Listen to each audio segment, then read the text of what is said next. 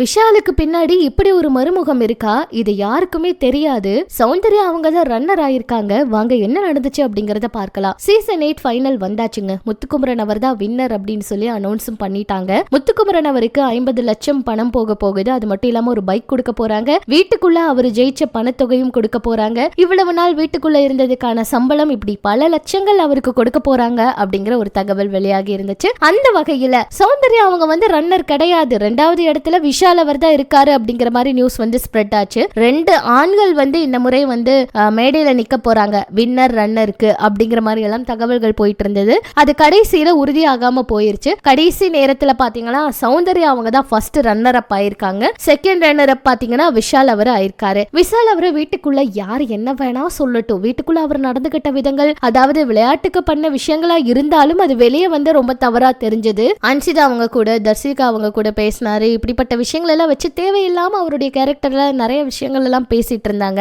ஆனா விஷால் அவரு வெளியே ரொம்பவே உண்மையான ஒரு நல்ல மனிதர் அப்படின்னு சொல்லலாம். ஏன்னா வெளியே நிறைய பேரை வந்து படிக்க வச்சிட்டு இருக்காராம், படிக்கிறதுக்கெல்லாம் ஹெல்ப் பண்ணிட்டு இருக்காராம். அவ்வளவு தூரம் ஹெல்பிங் மைண்டோட இருக்காராம். அவர்னால முடிஞ்ச உதவியை வந்து மத்தவங்களுக்கு செஞ்சிட்டு இருக்காராம். வீட்டுக்குள்ள அவரை யார் வேணா என்ன வேணா நினைச்சு பேசட்டும், இந்த கேம்ல அவர் எப்படி வேணா இருந்துட்டு போகட்டும், ஆனா கேமை வச்சு அவர் இப்படித்தான் வந்து நம்ம ஜட்ஜ் பண்ண கூடாது. அது ஒரு 3 மாச போட்டி, அந்த வீட்டுக்குள்ள எதுவுமே கிடையாது, அவங்கள வச்சு இதுதான் இவங்களோட கேரக்டர்னு நம்ம சொல்ல முடியாது அப்படிங்கிற மாதிரி இப்போ ஒரு சில தகவல்கள் வெளியாகி இருக்கு. விஷால் அவரு நிறைய பேருக்கு ஹெல்ப் பண்ணிட்டு இருக்காரு அப்படிங்கிற மாதிரி விஷயங்கள் சொன்னதும் எல்லாருக்குமே வந்துட்டு அவருக்கு பாராட்டு சொல்லணும் தான் தோணுச்சு. ரொம்பவே நல்ல மனசு அவருக்கு அப்படின்னு சொல்லணும் தான் தோணுச்சு. இப்படி இது ஒரு பக்கம் இருக்க, சௌந்தர்யா அவங்க வந்து பாத்தீங்கன்னா கண்ணாடியை பார்த்து பேசும்போது என்ன சொல்லியிருக்காங்கன்னா, அதாவது நான் வந்து யாரு உன் கூட கடைசி வரைக்கும் வராம இருந்தாலும் சரி, உன் கூட கடைசி வரைக்கும் நிப்பேன், நான் வந்து போராடுவேன் அப்படின்னு அவங்களுக்கு அவங்களே சொல்லிக்கிட்ட விஷயங்கள் எல்லாம் நல்லா இருந்துச்சு. ரொம்பவே செல்ஃப் மோட்டிவேட் பண்ற மாதிரி நிறைய விஷயங்களும் ரொம்ப அழகா வந்து அதுல பேசியிருந்தாங்க. பவித்ரா அவங்களும் வேற லெவல், கடைசி வரைக்கும் டக் கொடுத்து போராடி